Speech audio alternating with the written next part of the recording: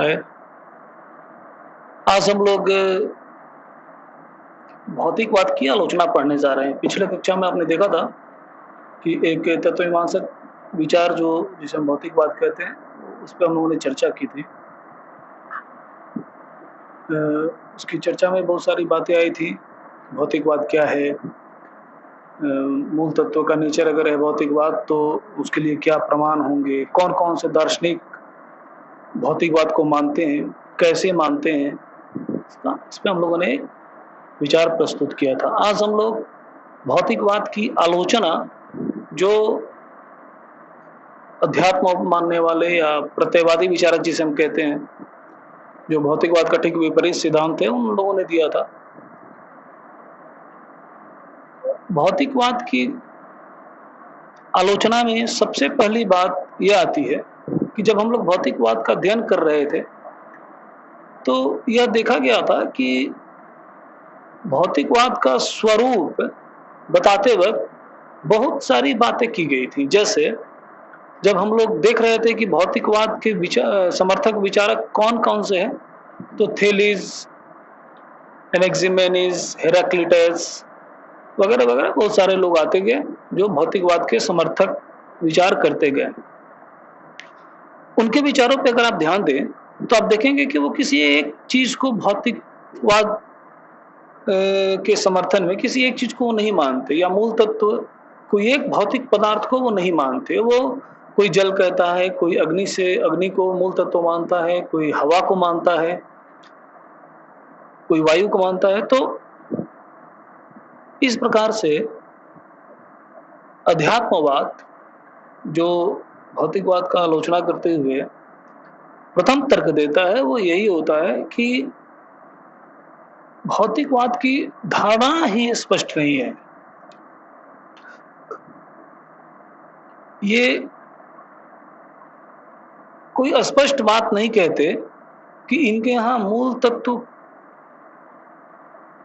कौन है।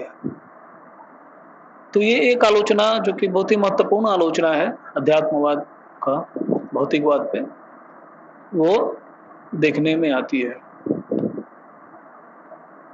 दूसरी आलोचना करते हुए लोग कहते हैं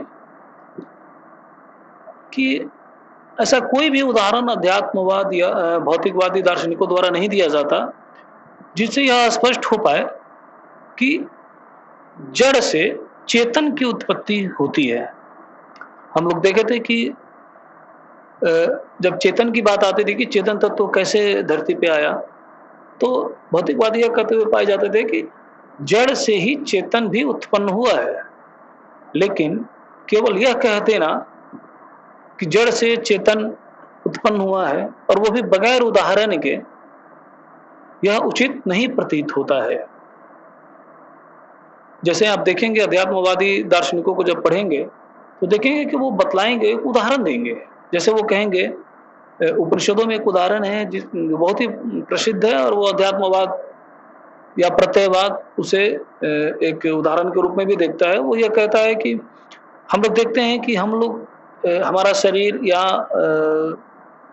हमारी जो चेतना है, शरीर, मन, ये सब जो है, हम तो चेतन हैं, हम जीव चेतन हैं, लेकिन कुछ भौतिक पदार्थों का विकास हमारे इस चेतन शरीर में होता है। जैसे नाखून बढ़ना, बाल का बढ़ना, ये सब एक उदाहरण के तौर पर दिया जाता है कि चेतन से भी जड़ की उत्पत्ति हम मान सकते हैं।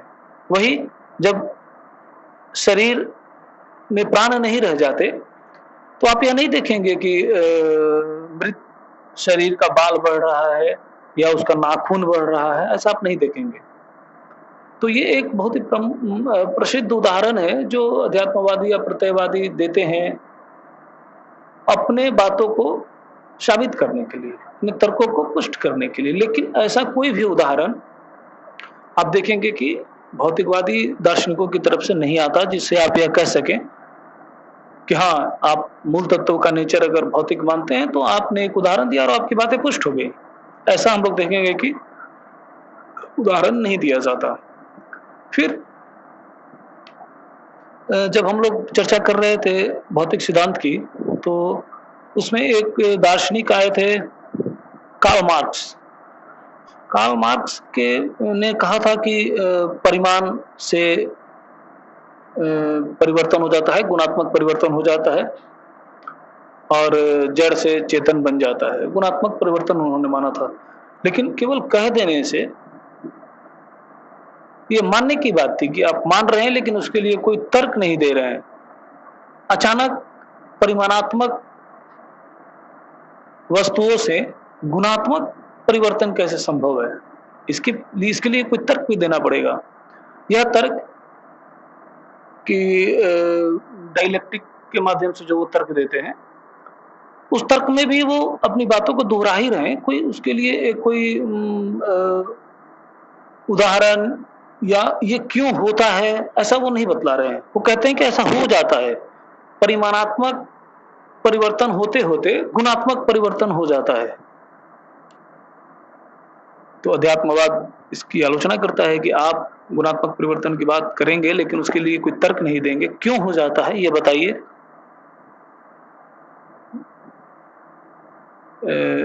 इस आधार पे भी वो भौतिकवाद की बातों को खारिज करते हैं। फिर जैसे शक्ति के संरक्षण का सिद्धांत भौतिकवादियों द्वारा दिया जाता है, उसकी भी आलोचना प्रत्ययवादी सिद्धांतों द्वारा की जाती है कि आप शक्ति संरक्षण सिद्धांत में भी आप बातों को मान लेते हैं कि ऊर्जा जो है वो ट्रांसफॉर्म होती है, ना उत्पन्न होती है और ना खत्म होती है। आप मान लेते हैं, या अगर आप नहीं भी मानते हैं तो अगर हम यही बात कहें कि चेतन तत्व जो आप ऊर्जा संरक्षण के सिद्धांत में भौतिकता को रख के जो बात कर रहे थे, वही हम अध्यात्म को रख के बात करें तो फिर ये हो जाएगा कि चेतन तत्व की कुछ मात्रा है जो ना उत्पन्न होगी ना नष्ट होगी। लेकिन जब उस चेतन तत्व से जड़ तत्व को उत्पन्न करेंगे हम, तो वो ऊर्जा संरक्षण का सिद्धांत समाप्त हो जाएगा। कि चेतन तत्व मान लीजिए उसकी मात्रा तय है, फिर ये जड़ तत्व की मात्रा आ जाएगी तो बढ़ जाएगी। आपने कहा था कि ना उत्पन्न हो सकता है ना नष्ट हो सकता है।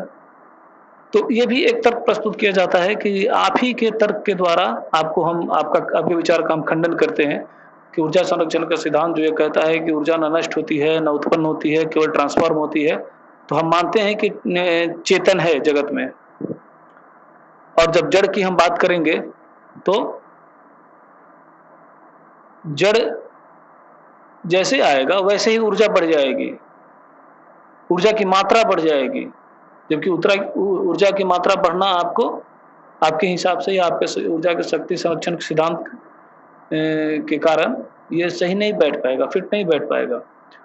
तो एक तो ये कि ये मनमानी सिद्धांत है। आप किसी एक विज्ञान के सिद्धांत को सहारा बना के और आप अपने मत की पुष्टि कर लें, तो उसी तर्क के सहारे आपके इस विचार का भी खंडन हो जाता है कि अगर चेतन तत्व है और जड़ तत्व भी उत्पन्न हो जाता है, उससे तो 2 हो जाएंगे तो ऊर्जा की मात्रा बढ़ जाएगी। ये एक बहुत फेमस तर्क है। मतलब कि भौतिकवादी जो तर्क दे रहे थे, उन्हीं तर्कों पे उनको काटने का काम ये लोग कर रहे थे। अब डेमोक्रिटस ने परमाणु की बात की थी, या आज का विज्ञान भी परमाणु की बात करता है। तो अध्यात्मवादी विचारक के कहते हैं कि आप ये बताइए कि आपका परमाणु कहां से, आपका सबसे छोटा कण जो भी आप नाम ले लें, वो आया कैसे, उसकी उत्पत्ति कैसे हुई? अगर उसे ईश्वर ने नहीं बनाया है, जैसा कि अध्यात्मवादी विचारक मानेंगे कि कोई चेतन तत्व ने ही उसका निर्माण किया है, तो फिर वो कैसे आया? परमाणु एक परमाणु या असंख्य परमाणुओं से मिलके ये वस्तुएं बनती हैं और फिर वस्तुएं जब परमाणुओं का आपस में संबंध खत्म हो जाता है तो वस्तुएं समाप्त हो जाती है। ये बात समझ में आती है, लेकिन वो परमाणु आखिर कहां से आया? कोई भी वैज्ञानिक तर्क या भौतिकवादी तर्क आप उसके पीछे नहीं दे सकते। विज्ञान अभी प्रयास कर रहा है लेकिन वो बता नहीं पाया है कि अंतिम तत्व जो है, जिसे परमाणु भले ही कह ले, वो कहां से आया है। तो इस आधार पे भी भौतिकवाद के मत का खंडन होता है। फिर एक उदाहरण एक तर्क ये भी दिया गया था भौतिकवाद को साबित करने के लिए कि मनोवैज्ञानिक तरीके से कि हमारा शरीर जो है और मन दोनों अलग नहीं है। तो उन्होंने तर्क दिया था कि क्या आपने कभी देखा है कि मन शरीर से बाहर जाके कुछ अनुभव कर ले? ऐसा नहीं होता है। तो इस तर्क को खंडित करने के लिए अध्यात्मवाद कहता है कि हम लोग यह भी देखते हैं कि कोई मानसिक रोगी होता है, अगर कोई मानसिक रोगी है तो उसके उस रोग का प्रभाव उसके शरीर पे पड़ता है। जैसे अगर किसी को क्रोध हो रहा है या वो तनाव में रहता है, तो ये तर्क दिया जाता है कि उसकी पाचन शक्ति खराब हो जाती है, या जैसा रोग है वैसा शरीर का, अगर कोई मानसिक रोग ही है कुछ अलग टाइप का, तो कुछ अलग तरह के शरीर में उसका प्रभाव पड़ता है उसी टाइप का। तो ये भी एक तर्क दिया जाता है कि जो तर्क आप दे रहे थे कि मन क्या शरीर के बाहर जाके कोई अनुभव करता है, नहीं करता है, इसलिए आप भौतिकवाद की पुष्टि कर रहे थे। तो अध्यात्मवाद भी यह कहता है कि मानसिक रोगी अगर कोई रोग होता है तो शरीर को भी वही, तो हम ये भी कह सकते हैं कि शरीर मन से अलग कुछ नहीं है। मन चेतन है तो शरीर भी चेतन है, वो ऐसा कह सकते हैं। एक ये बात हुई। और जो सबसे बड़ा खंडन, ये सबसे महत्वपूर्ण खंडन जो प्रत्ययवादियों का होता है, वो इनके अनिश्वरवाद के विचार के कारण होता है। ऐसा मानना है अध्यात्मवादी विचारकों का कि ईश्वर को एक चेतन तत्व या मूल तत्व के रूप में ईश्वर को मानने से बहुत तरह की नैतिक समस्याएं समाप्त हो जाती हैं। नैतिक समस्याएं या अनैतिक कार्य ऐसे ही स्वतः समाप्त हो जाते हैं जब आप ईश्वर विचार को सामने लाते हैं। अगर आप मूल तत्व में किसी भौतिक पदार्थ को मानेंगे तो तय है कि आप ईश्वर को नहीं मानेंगे। अगर आप ईश्वर को नहीं मानते हैं तो इस जगत से नैतिक मूल्यों का, नैतिक नियमों का ह्रास होता है। अगर हमें ये पता चल जाए कि ईश्वर नहीं है, कोई हमारे कर्मों का फल देने वाला नहीं है, तो हमारा कर्म स्वार्थवश गलत भी हो सकता है और हम गलत कार्य करने के लिए प्रेरित हो सकते हैं कि कोई देखने वाला नहीं है। भारतीय दर्शन में कर्म के सिद्धांत की बहुत चर्चा है, जो ये कहा जाता है कि अगर आप बुरा कर्म करते हैं तो उसका फल मिलता है, अच्छा करते हैं तो उसका भी फल मिलता है। तो कर्म का सिद्धांत बहुत ही फेमस है। संचित, संचयमान और प्रारब्ध कर्म, 3 तरह के कर्म होते हैं और वो पूरी तरह से आपकी संकल्प स्वतंत्र पे निर्भर है कि आप कौन सा कर्म करते हैं। आप बिल्कुल स्वतंत्र हैं कि आप कौन सा कर्म करें, कौन सा कर्म न करें। कर्म फल प्रदाता के रूप में ईश्वर की कल्पना की गई है भारतीय दर्शन में कि कर्म फल का निर्धारण कौन करेगा, तो ईश्वर करेंगे। वेद उपनिषद में जो नीतिगत कर्म बताए गए हैं आप उन्हें करें, उन्हें करते हैं तो आप बुरा फल नहीं मिलेगा। पुण्य कर्म का फल पुण्य होगा, लेकिन जब आप बुरा कर्म करेंगे, अनैतिक कार्य करेंगे तो आपको उसका फल भोगना पड़ेगा, जिससे आप जन्म मरण के चक्कर में पड़ेंगे और वही बंधन है भारतीय दर्शन के अनुसार। और पूरे भारतीय दर्शन का लक्ष्य मोक्ष है। मोक्ष जीवन मरण के चक्र से मुक्त पाना ही है, लेकिन मुक्ति तब मिलेगी ना जब आप ईश्वर को मान के और वो नैतिक कार्यों को माने। अगर कोई भी एब्सोल्यूट सत्ता न हो, कोई भी परम सत्ता न हो, कोई भी अतीन्द्रिय सत्ता न हो, तो आप नैतिक कार्य करेंगे, ऐसा नहीं होगा। नैतिक कार्य, अध्यात्मवाद का मानना है कि नैतिक कार्य करने के लिए ईश्वरीय विचार का होना आवश्यक हो जाता है। इस बात का विरोध भी होता है। ऐसा नहीं है कि बहुत सारे वैज्ञानिक भी नैतिक होते हैं, बहुत सारे भौतिकवादी विचारक भी नैतिक होते हैं, लेकिन अधिकांशतः यह देखा जाता है कि लोग भौतिकवादी जीवन जीते हैं, फिर भी ईश्वर के भय के कारण ही सही, लेकिन वो नैतिकता का पालन करते हैं। तो भौतिकवादी विचारकों का जो अल्टीमेट गोल था कि हम मूल तत्व, कोई चेतन तत्व नहीं है उसके पीछे, चेतना नहीं है मूल तत्व के का आधार, और स्वभावतः उन्हें ईश्वर को नहीं मानना पड़ता है, किसी अतीन्द्रिय सत्ता को नहीं मानने के लिए वो मजबूर होते हैं। उसका एक दुष्प्रभाव उनके नैतिक कर्मों पे, मूल्यों पे पड़ता है, ऐसा अध्यात्मवाद विचारकों का मानना है। आप समकालीन विचारकों द्वारा देखेंगे तो श्री अरविंद एक बहुत यूनिक बात करते हैं। वो कहते हैं कि जब हम भौतिकवाद और अध्यात्मवाद दोनों को अलग-अलग करने की बात करते हैं, अपने-अपने तर्क को पुष्ट करने के लिए दोनों लोग बातें रखते हैं, तो पहले वो भौतिकवादी विचारकों की समीक्षा करते हैं। वो कहते हैं कि आप मानते हैं अपनी बातों को पुष्ट करने के लिए कि वैज्ञानिक तर्क या वैज्ञानिक गवेषणा भौतिकवादी विचारकों के मत को पुष्ट करते हैं। तो विज्ञान तो प्रतिदिन क्रियाशील रहता है, वो आज जिस मत पे है अन्वेषण करते रहता है, वो स्थिर नहीं हुआ है, विज्ञान स्थिर नहीं हुआ है। वो ये पूरी तरह से मान के नहीं बैठा है कि ये मेरा अंतिम बात है, मैं ये जो कह रहा हूँ ये समाप्त हो गया, अब इसके आगे मैं नहीं कोई खोज करने जा रहा हूँ। विज्ञान हमेशा खोजी प्रवृत्ति में रह रहा है।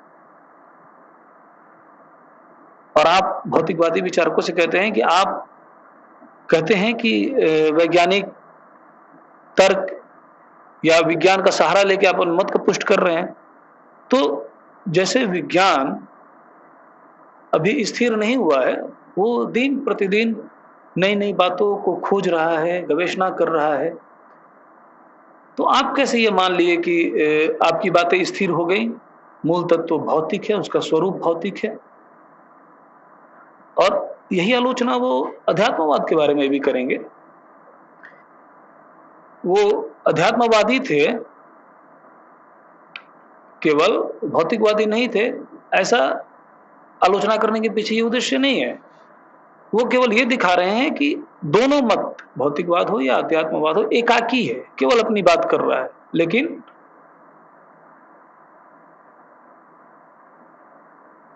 वास्तव में भौतिकवाद भी है और अध्यात्मवाद भी है। उनका विचार जब हम लोग पढ़ेंगे तो देखेंगे कि श्री अरविंद कैसे भौतिकता को और अध्यात्म को समन्वय करके लेके चल रहे हैं, वो अलग बात है। लेकिन जब वो भौतिकवाद की आलोचना करते हैं तो ये बात कहते हैं कि जैसे कि वैज्ञानिकों की दशा और दिशा हमेशा क्रियाशील रहती है, वो स्थिरता अभी प्राप्त नहीं किए हैं, हमेशा गतिशील रहते हैं। हर एक सिद्धांत, आने वाला सिद्धांत, भविष्य में आने वाला सिद्धांत उनके पुराने सिद्धांतों को काटता है, वो कुछ नई खोज कर देते हैं। तो आप भौतिकवाद जब आप अपने मत को पुष्ट करा रहे हैं वैज्ञानिकों की तरह, तो आप इस बात को मान के नहीं बैठ जाइए कि आपका मूल तत्व का नेचर भौतिक है। तो इस तरह से हम देखेंगे कि भौतिकवाद के समर्थन में जो प्रमाण दिया गया था, उन्हीं बातों के आधार पे अध्यात्मवाद जो मानता है कि मूल तत्व का स्वरूप आध्यात्मिक है, चेतन है, वो यह साबित करता है, खंडन करते हुए इनके मत का, कि मूल तत्व का नेचर भौतिकवादी नहीं हो सकता। फिर अगली क्लास में हम लोग देखेंगे कि अध्यात्मवाद का क्या स्वरूप है, अध्यात्मवाद को प्रमाणित करने के लिए कौन-कौन से लोग क्या-क्या बोलते हैं, अध्यात्मवाद कितने तरह का होता है। तो बहुत ही गहराई से हम लोग पढ़ेंगे कि अध्यात्मवाद क्या होता है। आगे आप जब भारतीय दर्शन पढ़ेंगे या पाश्चात्य दर्शन पढ़ेंगे तो उसमें अध्यात्मवाद के बहुत सारे रूप मिलेंगे आपको। आत्मनिष्ठ अध्यात्मवाद, वस्तुनिष्ठ अध्यात्मवाद या प्रत्ययवाद, निरपेक्ष प्रत्ययवाद। तो अगले क्लास में हम लोग ये चीज़ देखेंगे कि अध्यात्मवाद क्या होता है। धन्यवाद।